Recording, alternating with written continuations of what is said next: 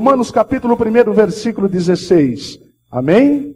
Romanos 1, versículo 16. Todo testemunho tem que ter respaldo bíblico. E eu escolhi esse texto sacro como respaldo do meu testemunho. Vocês vão ouvir um testemunho verídico, um testemunho de milagre, um testemunho que somente Deus... Romanos capítulo 1, versículo 16. Amém?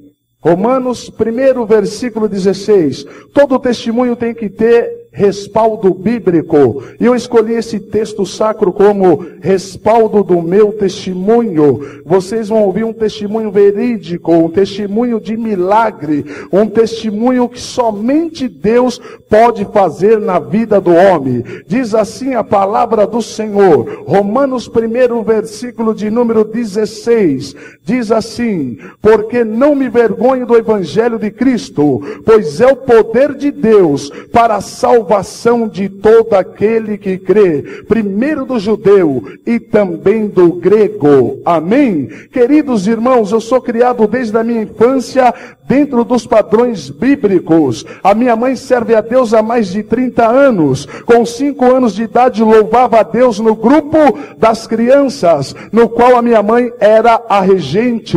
Com 12 anos de idade, eu fui batizado com o Espírito Santo. Eu me lembro que minha mãe chamou meus irmãos, chamou as minhas irmãs e algumas crianças que frequentavam a minha casa, e mamãe falou: vocês vão orar a Deus. E nós começamos a orar, começamos a invocar o Senhor, e a profecia de Jeremias capítulo 33, versículo 3 se cumpriu categoricamente em nossas vidas. A palavra de Deus relata: clama a mim e responder-te-ei, e anunciar-te-ei coisas grandes e firmes que não sabe. Eu me lembro que naquele dia nós recebemos a promessa de Deus, nós recebemos a promessa do Senhor, mas lendo a palavra de Deus, eu descobri alguma coisa muito importante. Eu descobri algo de suma importância para a minha vida e para a sua vida. Eu descobri que dom não segura ninguém firme nos caminhos do Senhor. Quando o Espírito Santo distribui um dom para a igreja, Ele está dando uma ferramenta para você utilizar em prol da edificação da igreja do Senhor,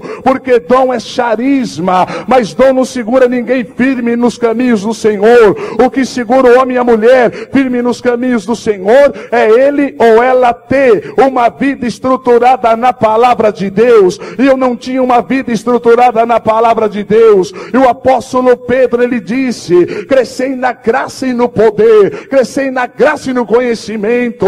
A Bíblia diz que Samuel crescia na graça e no conhecimento. A Bíblia diz que Jesus crescia na graça e no conhecimento. E eu não tinha uma estrutura, biblicamente falando, eu não tinha prazer em ler a Bíblia, eu não tinha uma firmeza na palavra de Deus, porque o vigor da nossa vida espiritual está na proporção exata do que a palavra de Deus ocupa em nossas vidas e em nossos pensamentos. Você quer conhecer se um crente ele tem vigor na pessoa bendita de Jesus? Não é pelas revelações que ele entrega, não é pela profecia que ele entrega também, não é pelos pulos que ele dá na igreja, mas então como que nós conseguimos detectar se um crente se ele é espiritual? Sabe como? Procura observar se ele medita na palavra de Deus, porque quem tem apetite pela palavra de Deus, isso é sinônimo de saúde espiritual. Eu não tinha apetite pela palavra de Deus, eu era um crente raquítico, anêmico, porque nos dias que nós estamos vivendo,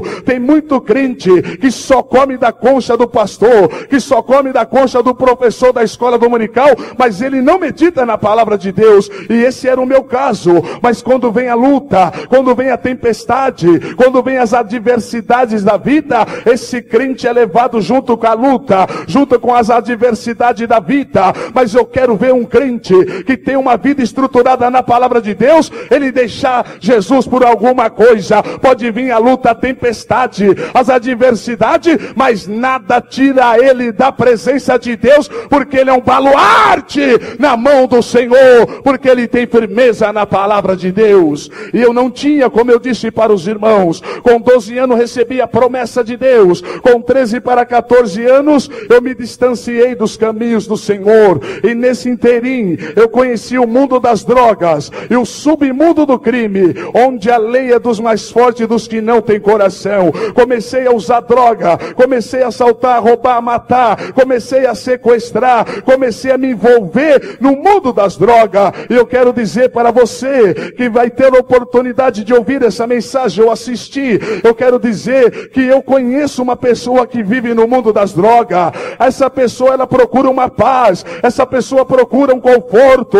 Nós muitas das vezes conhecemos alguém que está numa situação caótica, mas eu quero dizer uma coisa, que as drogas não levam ninguém a nada, e por consequência das drogas, eu me envolvi na vida do crime, e quando eu completei a idade de 19 anos de idade, eu fui atuado em flagrante de assalto, homicídio e furto, condenado a pena de 17 anos e 4 meses de reclusão em regime fechado. Por quê? Porque a Bíblia diz em Gálatas capítulo 6, versículo de número 8, de Deus ninguém se zomba. Tudo aquilo que o homem semear na carne, ele vai colher. Existe a lei da semeadura. A Bíblia nos relata, meus queridos irmãos, que quando Davi adulterou, a mulher ficou grávida e a criança nasceu. Parece que tudo normal. O Senhor permitiu a morte da criança para lhe mostrar o salário do pecado. O Senhor enviou a vergonha do incesto na pessoa dos seus filhos Tamar e Aminon para lhe lembrar a podridão moral que ele mesmo semeou. A Bíblia diz que o Senhor enviou a morte de Amon para lembrar a morte de Urias. O Senhor enviou o usurpador do trono na pessoa de seu filho Absalão para lhe lembrar que usurpou o lugar de Urias. O Senhor enviou a vergonha e a afronta quando Absalão coabitou com as suas concubinas para lembrar o que ele fez à mulher de Urias. O Senhor enviou a morte traiçoeira de Absalão para lembrar a traição na morte de Urias. Tudo que o homem semear, ele vai colher. Existe a lei da semeadura. E o profeta Ezequiel, no capítulo 7, versículo de número 23, ele abre a boca e profetiza: faze uma cadeia, porque a terra está cheia de crimes e de sangue, e eu farei morar nela os piores homens dentre as nações. E essa profecia se cumpriu na íntegra na minha vida. Com 19 anos de idade, estava trancafiado dentro de uma cela fria e sombria, vivendo no meio de homens valentes, que tinham veneno pior que serpente. A Bíblia diz, meus queridos irmãos, em Eclesiastes capítulo 12, versículo 1, lembra-te do teu Criador nos dias da tua mocidade, antes que cheguem os maus dias e diga: nele eu não tenho contentamento. Eu estava no auge da vida, no auge da mocidade, estava com apenas 19 anos de idade e já estava trancafiado dentro de uma cela. Sabe por quê? Porque eu não obedeci a palavra de Deus. O nosso amado irmão Davi, no Salmo 119, versículo de número 9, ele disse: como purificará o jovem o seu caminho? Observando conforme a tua palavra. O nosso amado irmão Paulo, escrevendo para Timóteo no capítulo 4, versículo de número 12, Paulo escreve para Timóteo, que era seu filho na fé, que era um pastor jovem, um jovem pastor, e Paulo fala: Timóteo, ninguém despreze a tua mocidade, mas seja o exemplo dos fiéis, na palavra, no trato, no amor e na caridade. E o profeta Isaías, no capítulo 30, versículo 1, ele abre a boca e profetiza: ai dos filhos rebeldes. E ouvi esse ai, porque o primeiro mandamento com promessa é honrar o teu pai e a tua mãe, para que te vai bem e viva muitos anos sobre a face da terra. Todas as vezes que você transgride a lei de Deus, o mandamento de Deus, você sofre uma consequência drástica na sua vida. Eu estava sofrendo as consequências da desobediência. Meus queridos irmãos, eu não fiquei nem 30 dias naquela delegacia, no presídio que as autoridades me levaram, e de repente o diretor daquele presídio entraram em concordância unânimes e falaram: nós não podemos aceitar esse preso aqui. Esse preso é preso de alta periculosidade. E me transferiram para a maior cadeia da América Latina, conhecida como Casa de Detenção de São Paulo, pavilhão 9. Chegando naquele local, eu fui pago numa cela, onde vivia homens ímpios, que praticava todo tipo de torpeza, todo tipo de atrocidade e iniquidade. E eu comecei também a viver como eles viviam, mesmo sendo conhecedor da palavra de Deus. E um dia eu estava triste, abatido, cabisbaixo, estava angustiado, condenado, e de repente eu pedi para o carcereiro abrir a porta da minha cela, que eu queria tomar um banho de sol. O carcereiro abriu a porta da minha cela. Eu saí daquela cela de chinelo, bermuda, sem camisa, e fui até o campo do pavilhão 9, na finalidade de tomar um banho de sol. Quando eu cheguei no campo do pavilhão 9, eu sentei em algum lugar, e de repente eu comecei a ouvir alguém louvar a Deus, e eu comecei a fazer várias interrogações. Eu comecei a falar: será que nesse lugar tem crente? Um lugar tenebroso como esse? Será que nesse lugar tem alguém que serve a Deus? Será que nesse lugar tem algum adorador? E para minha surpresa, quando eu me aproximei daquele barulho, eu contemplei 300 e poucos irmãos, lavado, remido, comprado pelo sangue do Cordeiro. Homens que estavam presos fisicamente, porém libertos espiritualmente, porque a Bíblia diz: aonde o Espírito de Deus habita, aí a liberdade. Você pode glorificar e exaltar a Deus? Exalta a Ele, glorifica o nome dEle, porque Ele está aqui no nosso meio. Quando eu vi aqueles hinos, o meu coração ardia, e nascia um desejo moderado de mim retornar para a casa de Deus. Mas dentro do meu interior existia um preconceito de criminoso, e eu falava: eu nunca vou ser crente dentro de uma cadeia. Se um dia eu tiver de ser crente, eu vou ser crente em liberdade, mas na cadeia não. Mas o profeta Isaías, no capítulo 43, versículo de número 13, ele disse: operando Deus, quem impedirá? Quando Deus tem uma obra na vida do homem, na vida da mulher, pode se levantar o inferno, pode se levantar toda a secretaria do diabo, mas ninguém vai conseguir frustrar o plano de Deus na tua vida, porque agindo Deus, quem impedirá? E Jó, no capítulo 42, versículo de número 2, Jó já tinha perdido tudo, tinha perdido esposa, bens material, não tinha nada, e de repente Jó olha para o alto e ele fala: eu bem sei, Senhor, que tudo pode, e nenhum dos teus planos pode ser frustrado. Deus não vai deixar nenhum plano dele na tua vida ser frustrado. O que ele prometeu para você, ele vai cumprir. Aquilo que ele falou que vai fazer, ele vai fazer, porque ele vela para cumprir com a sua palavra, e ele vai cumprir na tua vida. Igreja do Senhor, se passar os anos eu consegui fugir da cadeia. Nem a cadeia conseguiu me segurar. Eu era endemoniado, igual o endemoniado de Gadareno, que a Bíblia diz que nem as cadeias conseguiam segurar aquele homem. Eu consegui uma fuga espetacular. Me senti o bambambam, mas estava totalmente equivocado, porque Deus tinha um tratar comigo. Passei alguns anos fugitivo, praticando vários tipos de atrocidade, e comecei a perder parceiro. Comecei a ver pessoas descerem à sepultura. Eu vi vários livramentos. Eu passei por várias vezes pelo vale da sombra da morte. Mas eu quero contar um apenas, porque nós temos que resumir o tempo aqui. Eu quero sintetizar apenas um livramento que Deus me deu. Eu estava no estado do Paraná, armado, juntamente com mais 3 ex-companheiros armados, e fomos fazer um assalto. E quando saímos daquele assalto, fomos abordados por vários seguranças.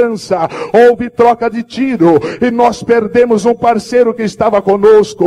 Aquele parceiro morreu, porque a Bíblia diz que o salário do pecado é a morte, e Deus me deu aquele livramento. E de repente nós estávamos numa favela, em 4 pessoas, novamente, mais 4, eu e mais 3, e de repente os policiais começaram a disparar em nossas direções. Eu nunca tomei uma atitude como essa. Essa foi a única vez, primeira e única única vez que eu fiz isso durante a minha trajetória no submundo do crime. Eu peguei a minha arma e comecei a disparar contra aqueles policiais. Quando eu fiz isso, a perseguição ficou intensa contra nós. Eles começaram a disparar em nossas direções e eu comecei a contemplar os meus ex-companheiros, cada um correndo para um lado. Eu também comecei a correr, só que eu nunca tinha pisado a planta dos meus pés no estado do Paraná. Eu não conhecia nada naquele local, mas na hora do medo, você corre para qualquer local. Eu estava drogado, embriagado, comecei a correr, e aquela favela onde que eu comecei a correr, tinha várias cercas de arames, e eu batia na cerca, em vez de eu ir para frente, eu voltava para trás, e eu cheguei a ficar num beco sem saída, e cheguei a pensar, agora eu vou morrer. Mas a Bíblia diz que Deus não faz nada sem primeiramente revelar aos seus santos e aos seus profetas. A Bíblia relata que Deus é Deus de perto e Deus de longe. Eu estava no estado do Paraná, a minha mãe no estado de São Paulo. Naquela mesma noite, ela teve uma revelação de Deus, no qual ela me via naquele cerco policial. Ela dobrou o seu joelho e levantou as mãos para o céu e falou: meu Deus, tenha misericórdia da vida do meu filho, quebra esse laço de morte. E Deus ouviu a oração da minha mãe, quebrou aquele laço de morte. Eu escapei, porque a oração do justo, ela pode muito em seus efeitos. A tua oração tem um valor diante de Deus. Aleluia! A oração do crente é poderosa em Deus. Uma certa vez a rainha da Inglaterra, ela disse que ela tinha mais medo de 3 homens de joelhos dobrados no chão do que todos os canhões da Inglaterra apontados para ela, porque ela sabia o valor que tem uma oração de um crente fiel. E eu quero dizer para a senhora que é mãe, para o senhor que é pai, para a senhora que tem um filho nas drogas, para a senhora que tem um filho no crime, eu quero dizer que a oração de uma mãe aflita, ela vai subindo, subindo, subindo, ela toca na sensibilidade de Deus, faz Deus levantar do seu trono e atender a tua oração. E eu profetizo que o teu filho vai servir a Deus, vai glorificar a Deus, vai exaltar a Deus, porque a Bíblia diz: crê no Senhor Jesus Cristo e será salvo tu e a tua casa, e Deus vai salvar ele por intermédio da tua oração.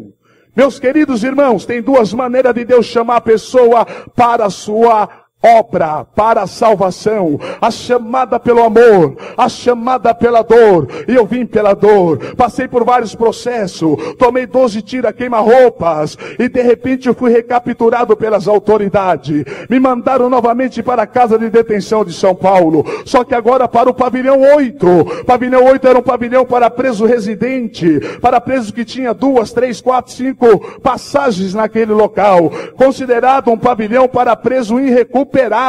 Chegando naquele local, eu sabia que, humanamente falando, a minha situação processual era insolúvel, porque era fugitivo e voltava infragante de assalto e teria que cumprir uma pena prolongada. Sabendo disso, entrei em depressão e comecei a me envolver com ladrões, quadrilhas dentro do próprio sistema carcerário. Comecei a andar armado de faca, assaltando os próprios presos, e cheguei a assinar um assalto de cadeia, complicando mais ainda a minha situação processual. A minha conduta carcerária era péssima, e dentro da casa de detenção de São Paulo, Carandiru, existia uma cela chamada cela de disciplina para presos de má conduta, conhecida como isolada e solitária. As autoridades me pegaram, me colocaram 4 vezes dentro daquela cela. Eu entrava, saía, tornava a aprontar, tornava a entrar, tornava a sair. A minha vida era dentro da isolada. E sabe o que aconteceu? Eu ficava dentro daquela cela 30, 60, 90 dias sem direito a tomar um banho de sol. Eu ficava 30, 60, 90 dias sem direito a receber uma visita. Eu vi os presos com as suas mães, eu vi os presos com os seus pais, eu vi os presos com os seus filhos, e eu não podia desfrutar desse privilégio. Eu estava impossibilitado por ordem da diretoria. dia. Os diretores falavam, ele não pode tomar banho de sol, ele não pode receber visita, ele tem que ficar incomunicável, porque esse preso dá muito trabalho para nós. Eu quero dizer uma coisa para vocês, que nada muda a vida do homem, nenhum método humano muda a vida do homem, porque eu sou testemunha ocular disso.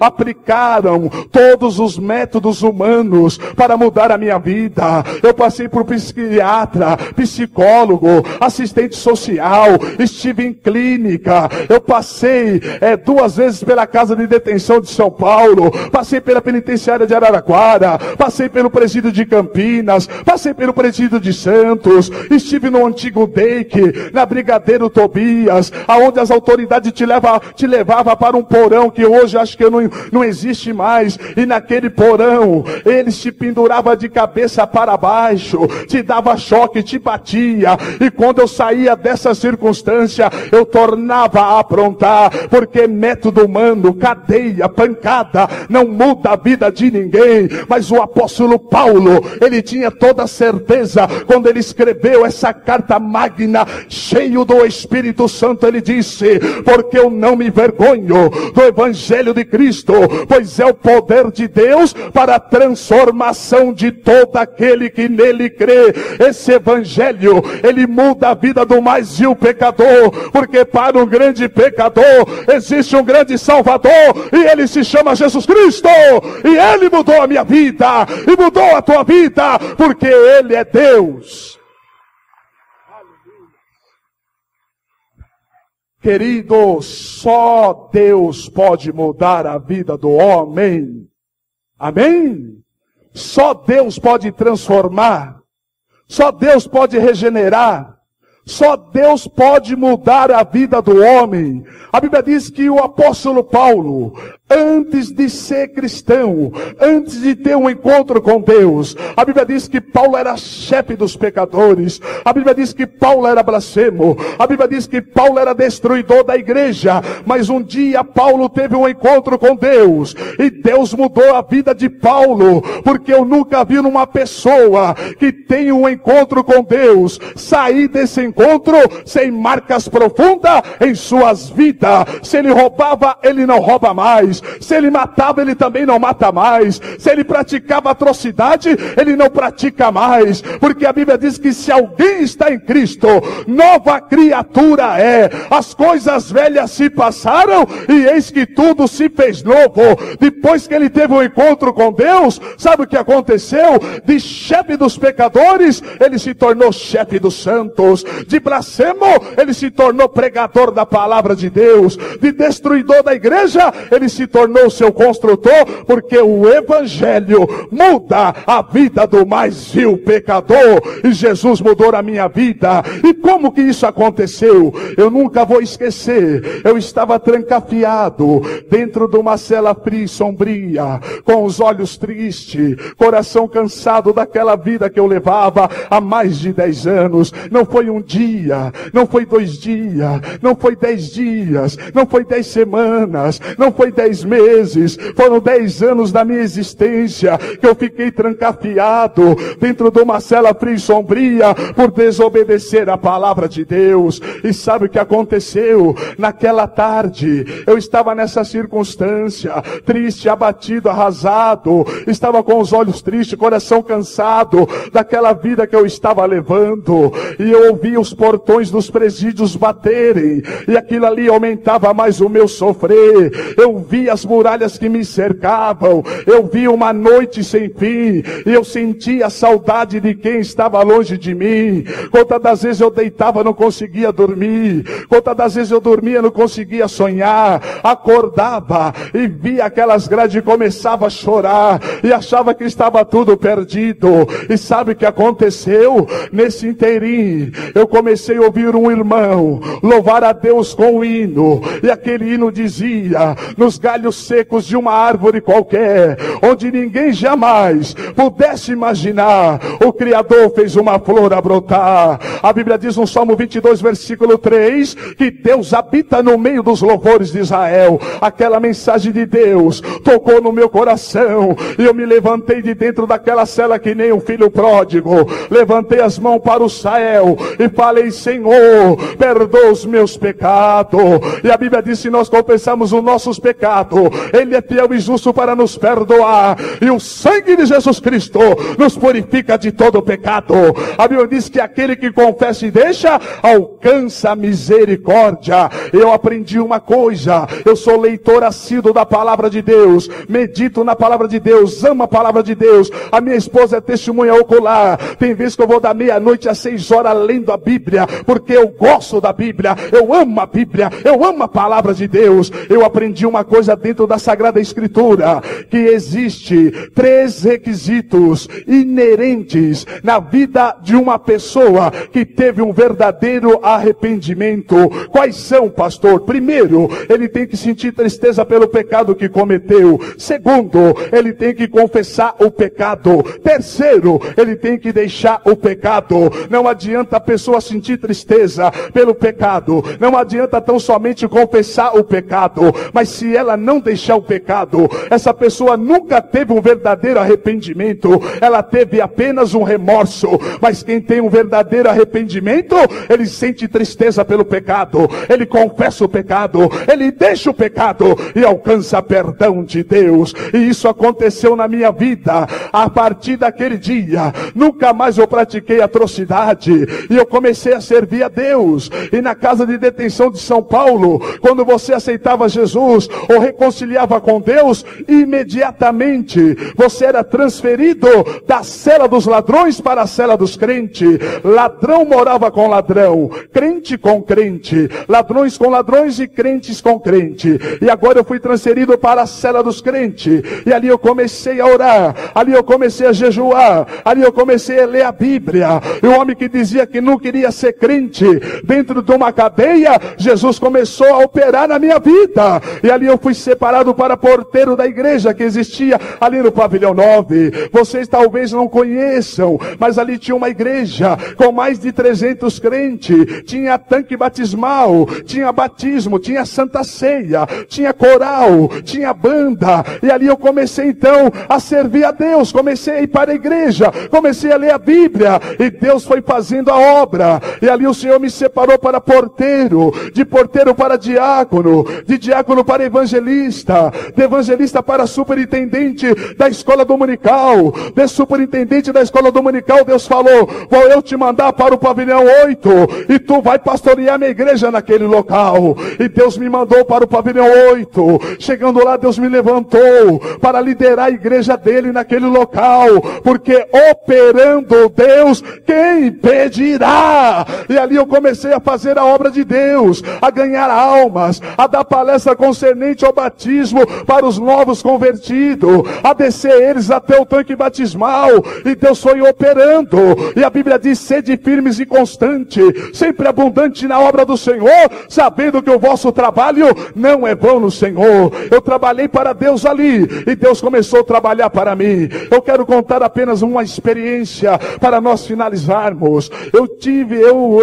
Eu adquiri várias experiências com Deus naquele local. Eu tenho várias experiências, mas eu quero contar uma que marcou a minha vida. Eu nunca vou esquecer desse dia. No dia 2/10 de 1992, ocorreu o maior massacre dentro dos presídios, no qual eles relatam que morreram 111 presos. Eu estava no pavilhão 9 quando ocorreu esse massacre, quando morreram 111 presos. Eu estava ali, já era crente, já tinha me reconciliado com Deus dentro da cadeia, já era evangelista, e do lado da igreja tinha um centro de macumba parede e meia, e todas as sexta-feiras era de praxe ter um trabalho naquele centro, e naquela sexta-feira não era diferente, estava tendo trabalho. E eu vi quando um homem cheio de demônio saiu de dentro daquele centro e deu um brado horrível no pátio interno do pavilhão 9. Quando eu vi aquele brado horrível, o Senhor falou no meu coração: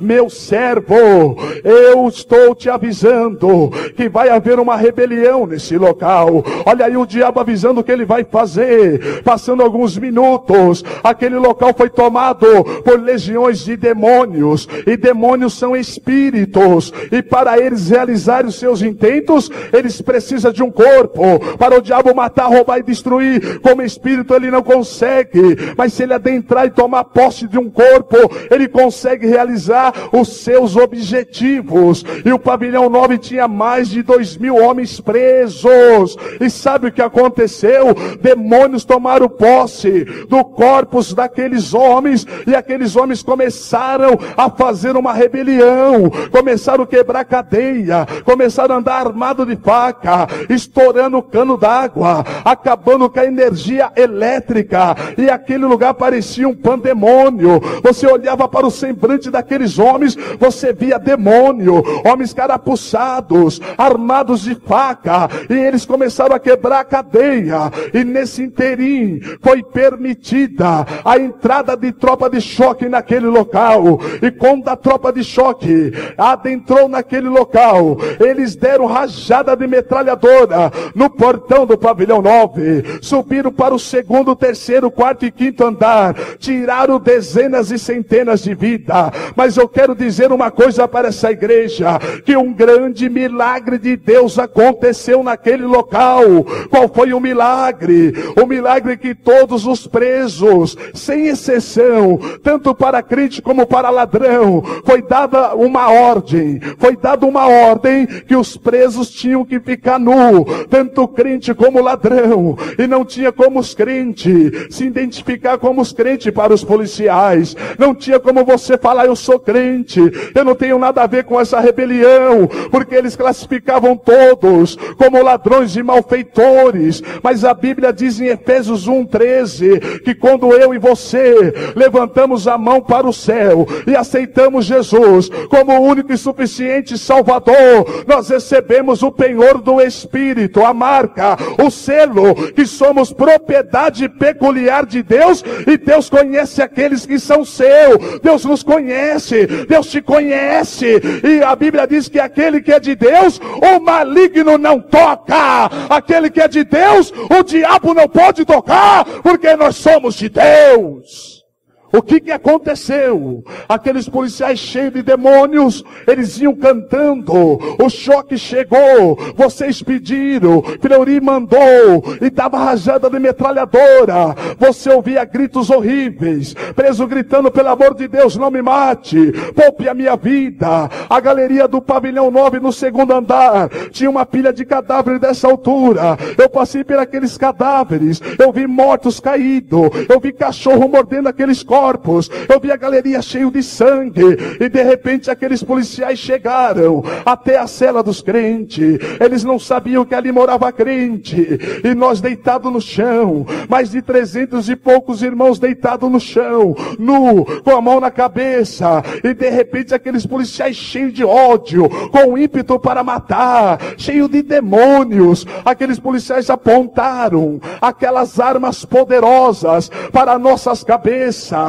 Eu vi um fuzil apontado na minha cabeça, eu olhei para os meus irmãos que estavam do meu lado, eu vi cada policial apontando uma arma para a cabeça de cada crente, eu vi os cachorros perto de nós, na nossa frente tinha mortos, tinha presos que se deitavam, se colocavam debaixo dos cadáveres, colocavam os cadáveres por cima, e eles ficavam por baixo, se faziam de mortos para sobreviver. Era a lei da sobrevivência, mas não tinha para onde correr, não tinha para onde se esconder. Você estava num beco sem saída. Mas sabe o que aconteceu? Quando aqueles policiais, com aquelas armas poderosas apontadas para nossas cabeças, quando eles foram apertar o gatilho daquelas armas, se cumpriu o que a poderosa palavra de Deus era relata: toda ferramenta preparada contra nós não prosperará, toda ferramenta preparada contra nós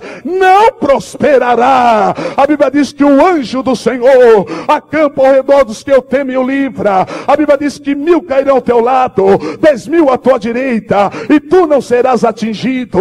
A Bíblia diz que as portas do inferno não prevalecerão contra a sua igreja. E ali tinha uma igreja, e a igreja é a autoridade máxima na terra. A igreja é a única instituição divina implantada na terra. E sabe o que aconteceu? Eu gosto de fazer uma analogia, irmãos, da mesma maneira que aconteceu ali no Egito, quando Deus deu ordem para o anjo da morte matar os primogênitos. A casa que tinha o sangue do cordeiro, o anjo da morte tinha que pular aquela casa. Do mesmo jeito aconteceu no pavilhão 9, no dia 2/10 de 1992.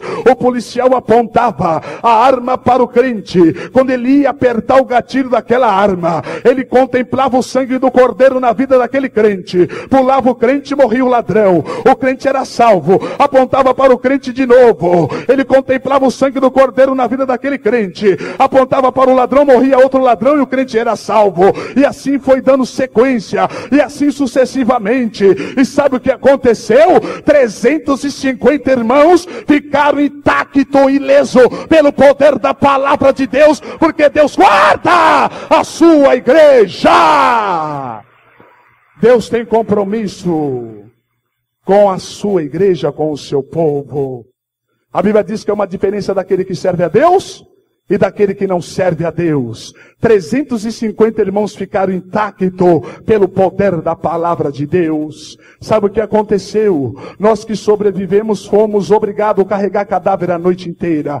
Carros do ML, Rebecão entrando, saindo lotado de cadáveres, e nós puxando cadáveres pela perna, pelo braço, carregando. E no outro dia uma junta de preso, com várias pranchetas na mão, várias folhas sulfites, várias canetas, começaram a fazer uma estatística para ver quantos presos morreram naquele local. E eles iam cela por cela perguntando: quantos presos morreram nessa cela? Alguém falava 10, e naquela 12, e naquela outra 8, e naquela, segundo o relatório, morreram todos. Teve várias celas que não ficou ninguém para contar a história. E de repente chegaram na cela dos crentes e perguntaram para o irmão: irmão, quantos crentes morreram aí na galeria dos crentes? Quantos crentes morreram aí na cela dos crentes? Com a caneta na mão, com a folha sulfite, para marcar quantos crentes morreram na galeria dos crentes. O irmão levantou, apontou o dedo para o ladrão e disse: aqui não morreu nenhum crente, porque o leão da tribo de Judá nos guardou, e o nome do Senhor foi glorificado. Exalta e glorifica a Deus, que Ele merece. Deus faz a diferença daquele que serve a Ele e daquele que não serve. Para finalizar, eu quero dizer que eu fiz uma campanha de oração e jejum durante 21 dias para Deus me tirar daquele local. E o que aconteceu? Deus ouviu a minha oração e o meu jejum. Eu mesmo li várias vezes o Código Penal, e eu mesmo fazia as minhas petições. Eu sabia fazer habeas corpus, sabia fazer revisão criminal, junção de pena, sabia fazer LC, que é a liberdade condicional. Eu sabia fazer as petições e eu mesmo fazia. Ia na judiciária, batia e mandava para a juíza pedindo o benefício. Todos os recursos que eu mandava, a juíza dava indeferido, negava, e ela falava: o réu não reúne mérito suficiente para reentregar à sociedade. Todas as vezes ela negava isso. E eu falei: eu vou orar e vou jejuar, porque crente tem armas poderosas em Deus. E eu fiz uma campanha de oração e jejum. Terminando aquela campanha de oração e jejum, aconteceu um milagre. A minha mãe foi numa determinada igreja. Eu estou dando meu testemunho diante de uma igreja santa, pura e imaculada. Eu creio que aqui na nave da igreja igreja tem homens e mulheres de Deus que têm o dom de discernir os espíritos. Para que serve esse dom? Para detectar aquilo que é de Deus e aquilo que não é de Deus. Quem tem o Espírito de Deus, a Bíblia diz que ele discerne tudo, de nada é discernido. O apóstolo João, ele disse: provai se os espíritos são de Deus, porque já há muitos falsos profetas. O apóstolo João também disse que quem tem a unção do santo, ele sabe tudo. Eu estou falando para uma igreja que tem a unção de Deus. Sabe o que aconteceu? A minha mãe chegou numa igreja para cultuar, convidada por uma irmã, e de repente o pregador da palavra de Deus parou a pregação e chamou a minha mãe pelo nome. Deus deu o nome da minha mãe para aquele pregador, e a minha mãe chegou até o altar do Senhor, e ele olhou para a minha mãe e falou, através do dom de saber, quais são os dons de saber? Palavra da sabedoria, palavra do conhecimento e discernimento de espírito. Através do dom de saber, ele chamou minha mãe pelo nome e olhou para minha mãe e falou: irmã, a senhora tem um filho chamado Francis Lins, meu nome e meu sobrenome, mas Deus chama pelo nome. A Bíblia diz em Jeremias que ele te chama pelo nome. Ele sabe quantas estrelas existem no universo e chama cada uma pelo seu nome, porque ele é onisciente, onipotente, onipresente, e a onisciência é um dos seus atributos. Ele te conhece antes de você ser formado no ventre da sua mãe. Ele conhece quantos fios de cabelo existe na tua cabeça. E ele chamou minha mãe pelo nome e falou que a minha mãe tinha um filho chamado Francis Lins, meu nome e meu sobrenome. E ele falou: e o seu filho, irmã, está preso na casa de detenção de São Paulo, lá no pavilhão 7. Depois do massacre eu fui transferido para o pavilhão 7. E Deus não erra, Deus é sábio, Deus é presciente. A Bíblia diz: eleitos segundo a presciência de Deus Pai, em santificação e aspersão no sangue de Jesus Cristo, a vocês graça e paz. Na presciência de Deus, ele já sabia que nós estaríamos aqui hoje, glorificando e exaltando a ele, porque ele é onisciente. E a minha mãe começou a chorar, e Deus começou a tomar a minha mãe em mistério. E o que aconteceu? Ele olhou para a minha mãe e falou: olha, irmã, o Senhor manda eu falar para a irmã que nesta noite o anjo do Senhor está assinando o alvará de soltura do seu filho. Queridos irmãos, existe 3 tipos de profecia. Existe a profecia do espírito humano. A Bíblia diz que Natã era profeta. Ele repreendeu Davi quando Davi adulterou. Mas uma certa vez Natã chegou até Davi e falou: olha, Davi, faz a casa de Deus. Quando ele saiu, Deus falou para ele: não, volta lá e fala para ele não fazer não, porque as mãos dele derramaram muito sangue. Então ele entregou uma profecia do espírito humano, do coração dele. Existem 3 tipos de profecia: a profecia do espírito humano, a profecia do espírito imundo e a profecia do espírito de Deus.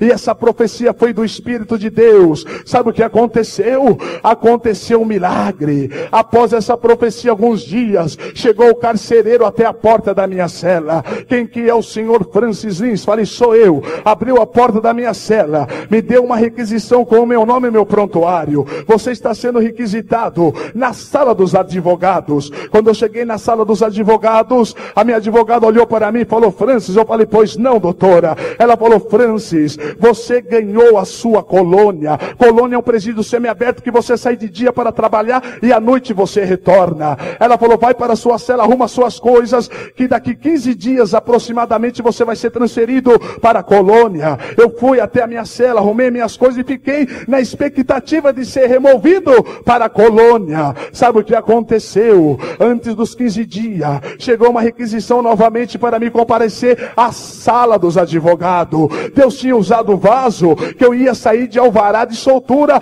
pelos portões da frente. E o diabo tentou impossibilitar o trabalhar de Deus, mas ele só tentou. Por quê? Porque de vez de eu sair de alvará de soltura, chegou primeiro a colônia, e já tinha saído no diário oficial, assinado pela juíza da varas de execuções criminais do estado de São Paulo, que o sentenciado Francis Lins iria para a colônia. Mas quando Deus fala, Deus cumpre com a sua palavra. Quando Deus fala, Deus vela para cumprir com a sua palavra. Antes dos 15 dias, novamente eu compareci a sala dos advogados. Quando eu cheguei na sala dos advogados, a minha advogada falou: Francis. Eu falei: pois não, doutora. Ela falou: Francis, aconteceu um mover de Deus lá no fórum e a juíza assinou o teu alvará de soltura, e a partir de hoje você vai sair pelos portões da frente sem dever nada para a justiça,